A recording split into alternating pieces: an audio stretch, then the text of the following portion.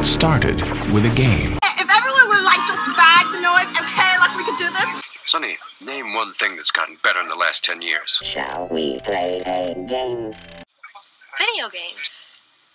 All right, I acknowledge that. Totally awesome video game!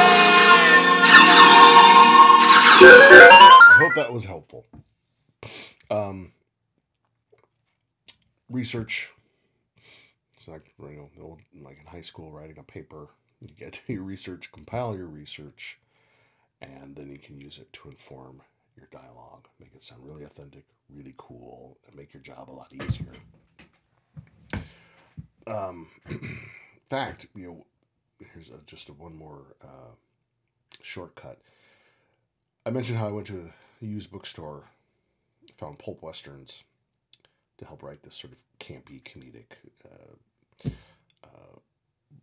what game it was set in the Wild West, sort of. Extra credit if you can go and find one of these books. And I would find a pulp western, I'd leaf through it in the bookstore and be like, oh, okay, this is just some great, corny old pulp western dialogue. I love it. Quick search on the phone to see if there's a PDF of that book already online, the whole thing, because some of these books are so old. Now, I'm still going to buy the book because I like to sit and read, skim, some maybe with my highlighter.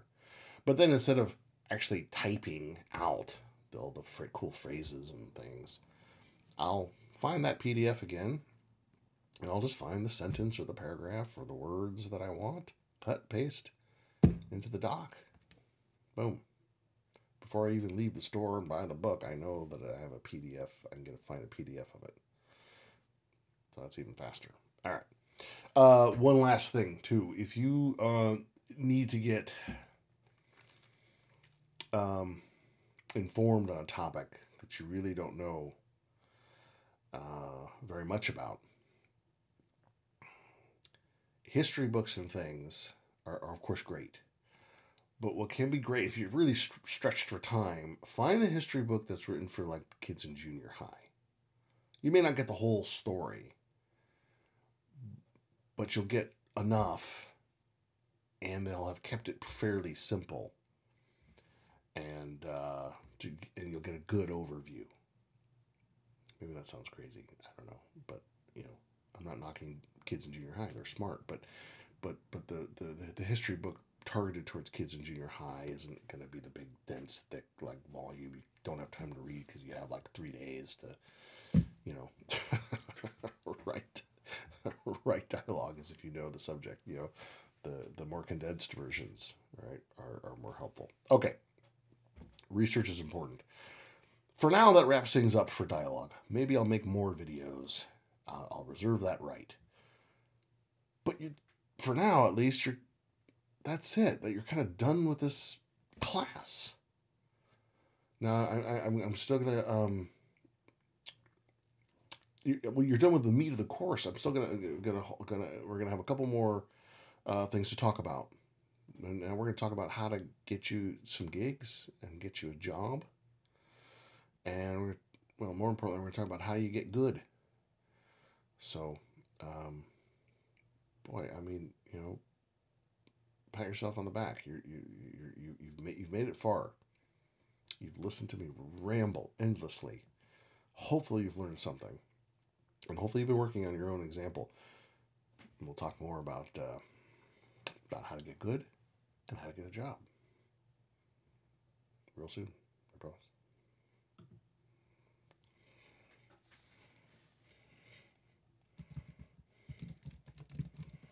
Dog I compiled for all things Sherlock Holmes, and again, and a little bit. I put in a little bit of Edgar Allan Poe's Auguste Dupin. You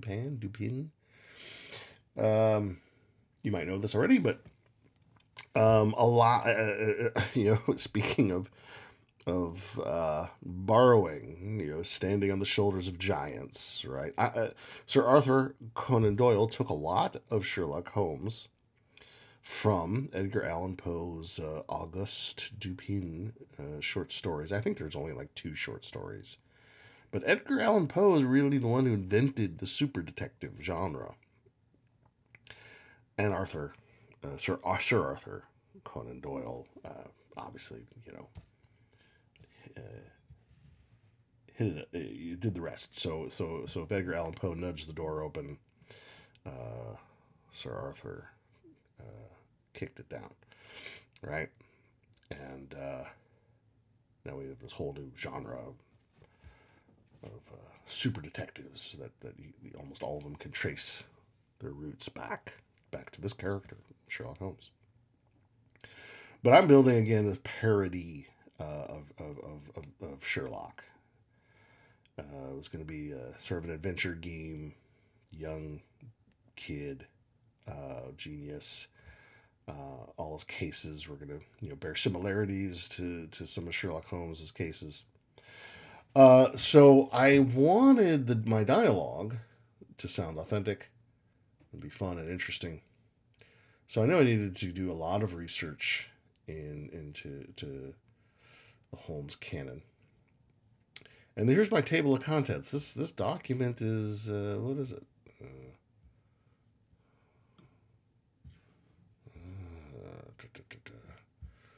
This is over 100 pages of stuff that I thought I could use at some, or might be able to use.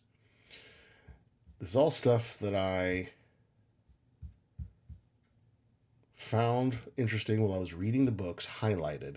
And then what I would do, because the stuff is so old, these books are sort of public domain now, is that I could actually go then to a PDF of the book, quickly search out the phrase or the paragraph that I wanted, copy it and paste it into here, and organize it so it'd be easy to refer to. So I've got this whole thing of things that Watson or Sherlock or Sherlock Holmes is saying in regards to their mortal enemy Moriarty. And I think in our game, we were going to have a Moriarty type character. So this would have really helped. This would have been great. We're not stealing anything word for word. We're not plagiarizing, but we're using it to inspire us. We can even bend and twist it and sort of rewrite it and rephrase it. But it may be like the essence of it is so great. And it's a shortcut. We have his attitudes about, we have Sherlock Holmes' attitudes towards women, crime solving, crime criminals, where a crime is coolly premeditated, then the means of covering it are coolly premeditated. Amberley excelled at chess. 1 mark, Watson, of a scheming mind. So in my parody game, I might have put, I think he had a Watson. It was a young, it was a girl. And, part of my inspiration for this was also, when I was a kid, I loved the Encyclopedia Brown stuff and all that. And so, he might have said, so-and-so excelled at Fortnite. 1 mark, and I forget, honestly, the girl's name. 1 mark, Kimberly, of a scheming mind. That's not very good. I'm just kind of spitballing. But I'm giving you an example of how I might have used that, right?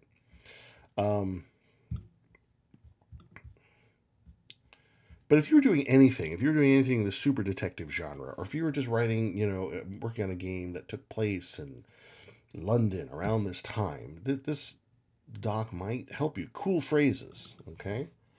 Now, these are phrases that I guess were actually used. Brag and bounce. And then I put the context, so I would know the context, I love how people wrote, Robert Louis Stevenson to, considerable fund of local lore, the fancy way of calling someone a gossip. Some of these phrases, it might be okay to reuse them because there were common phrases. I would sing. I believe. Red to the elbow in murder. Just great phrases. So hopefully you can kind of see how this could inform you if you were doing like a parody of Sherlock Holmes, or maybe actually I mean, I have played some sort of point and click 3D point and click adventure games. I forget who makes them of Holmes, and they write totally new mysteries and cases for him because it's public domain. But this would be pretty valuable.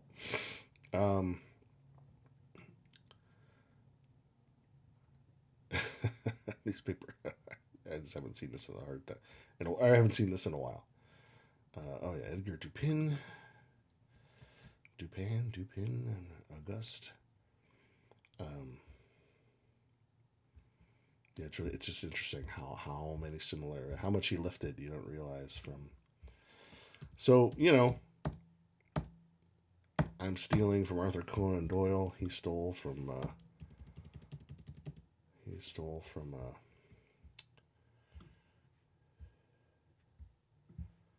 from Edgar Allan Poe. Who knows? Maybe Edgar Allan Poe stole from someone. Who knows? Right? We're using this to inform us to sound authentic. Cool. Here's an example of sort of like, I talked about.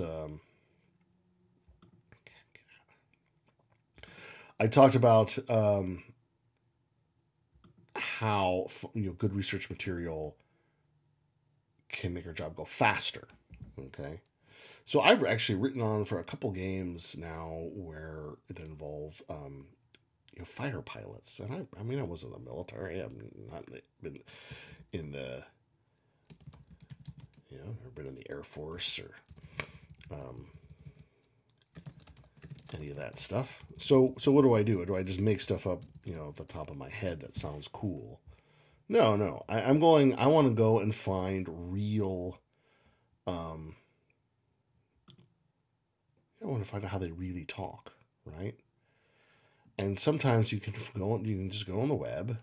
Wikipedia can be a great source, and you can find all sorts of terms. Also you can find all kinds of glossaries now, and kind of just combing through these can really help inform your writing. You'd be like, oh man, thank God, I've worked on a couple games where they weren't serious games, but they were kind of like I worked on a pulp western called The Gunstringer, and I went and found a bunch of went to a used bookstore and found a bunch of old pulp westerns, and they just had so many great expressions and turns of phrase and all that stuff, and it was like jackpot.